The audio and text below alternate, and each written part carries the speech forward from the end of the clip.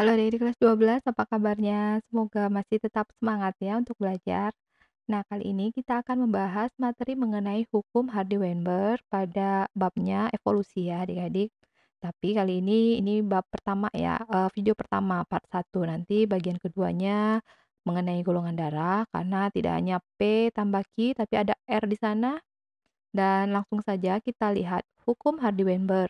Bunyinya bagaimana bahwa frekuensi alel dan frekuensi genotif dalam populasi itu bersifat tetap konstan ya dari generasi ke generasi, tapi dengan syarat populasinya besar, perkawinan terjadi secara acak, tidak terjadi mutasi, tidak terjadi seleksi alam, tidak terjadi migrasi, dan gen-gennya memiliki viabilitas dan fertilitas yang sama.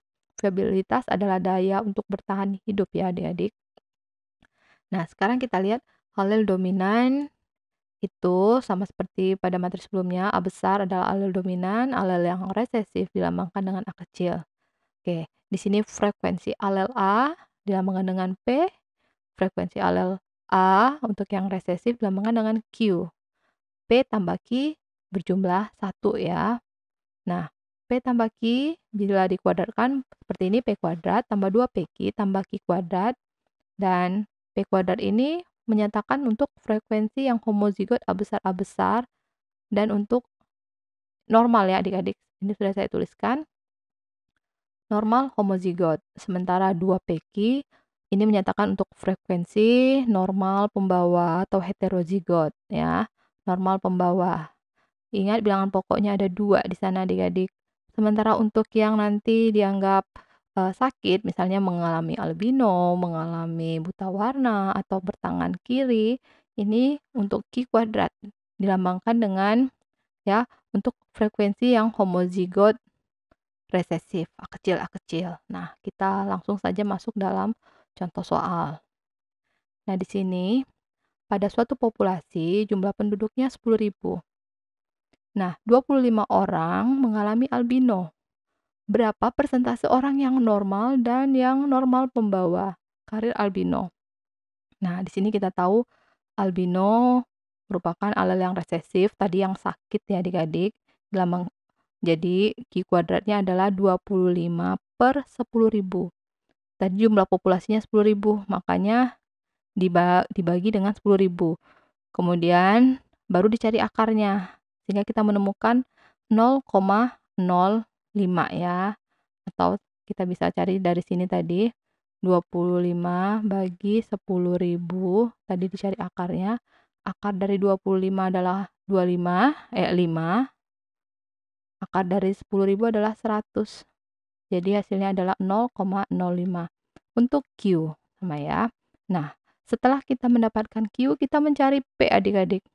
P tambah Q sama dengan 1, sehingga P adalah 1 kurangi Q.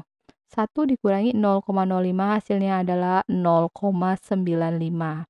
Jadi kita tahu P-nya adalah 0,95, Q-nya adalah 0,05. Ya. Nih, kita nanti ingat untuk dimasukkan dalam rumus. Nah, kita diminta untuk mencari genotif orang yang normal. Normal itu adalah A besar. Kita cari dari mengkuadratkan P ya. 0,95 dikuadratkan hasilnya adalah 0,9025. Tapi kita diminta persentase, tinggal kita kalikan 100%. Hasilnya adalah 90,25% untuk genotif orang yang normal. Oke, normal homozigot. Karena A besar A kecil juga normal ya adik-adik, tapi ini homozigot, ini yang normal pembawa. Ini kita tambahkan yang homozigot ya. Nah, 2PQ, jangan lupa bilangan pokoknya, kemudian Q-nya tadi P-nya 0,95, Q-nya 0,05, hasilnya adalah 0,095. Kita diminta dalam persentase, tinggal dikalikan 100%, hasilnya adalah 9,5%. Nah, di sini kalau kita diminta untuk mencari jumlah penduduk yang normal homozigot, tinggal kita kalikan P kuadrat dikalikan jumlah populasi. jumlah penduduknya 10.000. 0,9025 ini dari atas tadi ya, tinggal dikalikan 10.000 hasilnya adalah 9.025. Nah, normal pembawah yang ini tadi dikalikan dengan 10.000, hasilnya adalah 950 orang. Albino sejak awal sudah diketahui ya. Coba kita jumlahkan apakah pas 950 dengan 25. Pas ya, 10, 1, 5, 6, 7, 8, 9, 10, 1, 10, 1. 10.000 semua populasinya ya jumlahnya, dan masing-masing jumlah yang normal homozigot, normal pembawa, dan ini albino 25. Gampang ya. Sekarang kita masuk dalam soal nomor 2. Pada suatu populasi terdapat 64% perasa PTC. PTC ini sejenis kertas yang agak pahit ya adik-adik, jadi bahan kimia tertentu, tapi ternyata tidak semua bisa merasakannya. Di sini 36% yang bukan perasa PTC. Kita diminta tentukan frekuensi gen perasa PTC dan bukan perasa PTC. Berarti kita diminta P dan Q mencari. Kemudian rasio atau perbandingan genotipnya. Nah, di sini gen perasa yang merupakan P ini bisa P kuadrat atau 2PQ ya, untuk normal homozigot dengan ini normal pembawa. Jadi kita tidak bisa mencari P dari si P ini ya, dari yang normal, tapi kita mencari dari yang sakit ceritanya, dari Q atau yang resesifnya ya. Di sini yang bukan perasa adalah 36%. Oke, ini 0,36, kita cari akarnya adalah 0,6. Oke. Nah, 0,6 itu untuk Q. Tinggal kita cari P. Bahwa P ini adalah 1 dikurangi Q, 1 dikurangi 0,6, hasilnya adalah 0,4. Oke, jadi sudah ketemu nih. Yang P adalah 0,4, yang Q adalah 0,6. Oke, sekarang kita masukkan dalam soal kedua, ya B ya, soal yang B. Kita diminta mencari rasio genotip perbandingannya. Tinggal kita bandingkan di sini T besar banding T besar T kecil dibandingkan dengan T kecil. Oke, P kuadrat dibandingkan 2PQ dibandingkan Q kuadrat. Hasilnya adalah 0,4, tadi P-nya ini ya, 0,4 kuadrat dibandingkan 2PQ, 2, ini P, ini Q, dibandingkan dengan yang Q kuadrat 0,6 kuadrat. Hasilnya 0,16 dibandingkan 0,48 dibandingkan 0,36.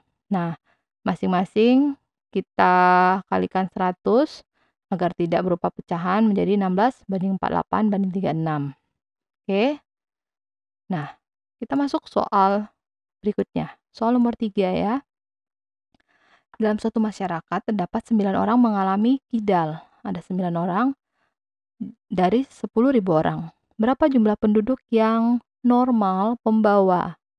Jadi tadi populasinya adalah 10.000 ya. Nah, yang kidal ini adalah 9 dibandingkan 10.000. Oke, karena dia merupakan Ki yang dianggap yang sakit atau yang ya tidak normal misalnya ya dalam soal ini. Nah, 9 bagi 10.000, kemudian cari akarnya, kita temukan sebanyak 0,03. Kita cari P sekarang. P tambah Q adalah jumlahnya 1, sehingga P adalah 1 dikurangi Q. 1 dikurangi 0,03 hasilnya adalah 0,97. Jadi udah ketemu, ini untuk Q, ini untuk P. Nah, sekarang kita tadi diminta berapa jumlah penduduk yang normal pembawa. Oke, tinggal dikalikan, masukkan dalam rumus 2PQ ya. Hasilnya adalah 2 kali 0,97. Nih, dikalikan Q 0,03. Hasilnya adalah 0,0582. Kalau ditanya jumlah penduduk, tinggal dikalikan 10.000. Hasilnya adalah 582 orang. Oke, semoga kalian paham ya adik-adik untuk materi pada kali ini. Kalau kalian masih punya pertanyaan, silakan kalian tulis pertanyaan kalian pada kolom komentar ya. Oke, kita bertemu pada materi selanjutnya. Salam.